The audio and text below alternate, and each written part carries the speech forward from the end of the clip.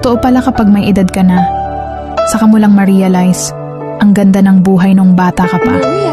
Noon simpleng saya lang sapat na. Laro sa labas, tawanan kasama ang mga kaibigan, at uwi sa bahay na pagod pero masaya. Wala pang mabibigat na problema, wala pang responsibilidad na kailangang buhatin araw-araw.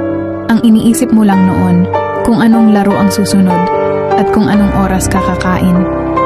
Pero habang tumatanda tayo, saka natin naiintindihan na hindi pala madali ang buhay. May mga pangarap kang kailangan ipaglaban, may pamilya kang gustong bigyan ng magandang kinabukasan. Doon mo marirealize na ang mga simpleng araw noong bata ka ay mga panahong hindi mo na mababalikan. Pero pwede mong gawing inspirasyon para mas lumaban. Kaya kung pagod ka man ngayon, tandaan mo lang, minsan kang naging batang puno ng pangarap at hanggang ngayon nasa iyo pa rin ang lakas na iyon para ipagpatuloy ang laban sa buhay.